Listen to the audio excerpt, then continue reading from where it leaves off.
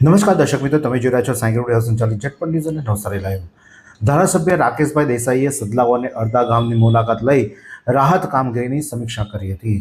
નવસારીમાં ગતરોજ નવસારી મહાનગર તેમજ નવસારી તાલુકા પંથકના અનરાધાર વરસાદ વરસ્યો હતો અને ઉપરવાસમાં પણ ભારે વરસાદ ખાબકવાને કારણે સ્થાનિક નદીઓ અને ખાડીઓના જળસ્તર ભયજનક સપાટી પર પહોંચી ગયા હતા, જેને લીધે સમગ્ર પંથકમાં પૂર જેવી સ્થિતિનું નિર્માણ થયું હતું. નવસારીની જીવાદોરી સમાન પૂર્ણા નદીમાં પાણીની ભારે આવક થઈ હતી અને પરિણામે ત્યાં પણ પૂર જેવી પરિસ્થિતિ સર્જાઈ હતી. બીજી તરફ કનાઈ ખાડીમાં પણ પૂર આવતા ગ્રામજનો અસરગ્રસ્ત થયા હતા.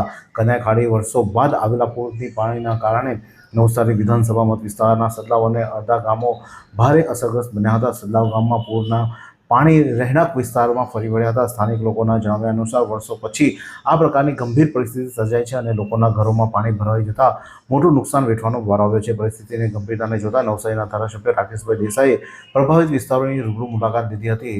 રાકેશભાઈ દેસાઈએ સદલાવ અને અડધા ગામમાં અસરગ્રસ્તો સાથે મુલાકાત કરી તેમની સમસ્યા સાંભળી હતી અને વહીવટી તંત્રને યોગ્ય સહાય પૂરી પાડવા સૂચનાઓ આપી હતી. અડધા ગામની મુલાકાત દરમિયાન મળ્યું હતું કે પૂર અને વાવાઝોડાના કારણે વીજળીના પોલ ધરાશાયી થઈ ગયા છે, જેના લીધે 2 દિવસથી ગામમાં વીજળી પુરવઠો ખોરવાયો છે. હાલમાં તંત્ર દ્વારા વીજ લાઇનની સમારકામની કામગીરી યુદ્ધના ધોરણે ચાલી રહી છે. ધારાસભ્યએ આ કામગીરીનું જાતે નિરીક્ષણ કર્યું હતું અને કોઈ પણ સંજોગોમાં આજે જ ઝડપથી વીજ પુરવઠો પુનઃ સ્થાપિત થાય તે માટે જરૂરી વ્યવસ્થા ગોઠવવામાં આવી હતી અને તેમજ જે અસરગ્રસ્તો છે તે લોકો માટે જે ભોજન બનાવવામાં આવતું હતું તેની પણ રાકેશ દેસાઈએ મુલાકાત લીધી હતી. તો આ બાબતે રાકેશભાઈ દેસાઈ શું કહે છે, આવો સાંભળીએ. ગતરોજ નવસારી મહાનગર અને નવસારી તાલુકામાં જે અનહદ વરસાદ વરસ્યો અને ઉપરવાસમાં પણ ભારે વરસાદ થવાથી જે પરિસ્થિતિનું સર્જન થયું, પૂર્ણા નદીમાં પણ પાણીની સપાટી ઘણી વધી. એ જ રીતે જે કનાઈ ખાડી છે એમાં પણ ભયંકર પાણીનો આવરો આવવાથી નવસારી તાલુકાના મારા નવસારી વિધાનસભા મત વિસ્તારના સદલાવ ગામ અને અડધા ગામ પણ એમાં એફેક્ટેડ થયા અને અત્યારે હું સદલાવ ગામની જે મુલાકાત લઈને આવ્યો છું. સદલાવ ગામમાં પાણીના ભરાવાથી જે વર્ષો પછી આટલા પાણીનો આવરો આવવાથી જે લોકોના ઘરોમાં પાણી ભરાયા, એ જ રીતે એ જ કનાઈ ખાડીના પાણીથી અડધા ગામ ખરું એમાં પણ બાજુમાંથી પસાર થતી ખાડીમાં ઘોડાપુર આવ્યા. એ બંને ગામની વિઝિટ લઈને જે કંઈક લોકોની સમસ્યા હતી એનું સમાધાન કરવાનો પ્રયત્ન કર્યો.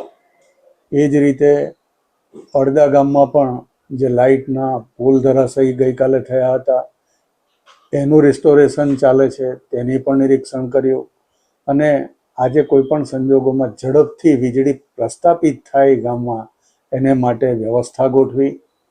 સમગ્ર ભારતીય જનતા પાર્ટીનો પરિવાર અને પ્રશાસન સાથે મળીને આ આવેલી સમસ્યા કુદરતી એનું નિરાકરણ લાવવા માટે યોગ્ય વ્યવસ્થા ગોઠવવામાં અમે સફળ રહ્યા છીએ.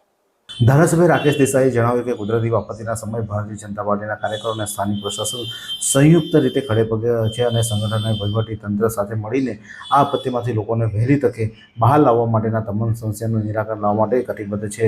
પ્રભાવિત પરિવારો સુધી તમામ જરૂરિયાત મદદ પહોંચાડવા માટે તેમને યોગ્ય વ્યવસ્થા ગોઠવવાની હોવાનું પણ તેમણે જણાવ્યું હતું.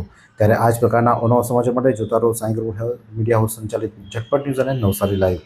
આ સુંદર સૃષ્ટિને નિહાળવા માટે હજારો લોકો પાસે દ્રષ્ટિ નથી અને એ ત્યારે જ શક્ય બને જ્યારે કોઈ ચક્ષુદાન કરે. તો તમારા સ્વજનો સાથે મળી એક સુનિશ્ચય લઈએ, ચક્ષુદાનને પરિવારની પરંપરા બનાવીએ. Visit Sant Punit Chakshu bank, Rotary eye institute Navsari. Call 7069006329.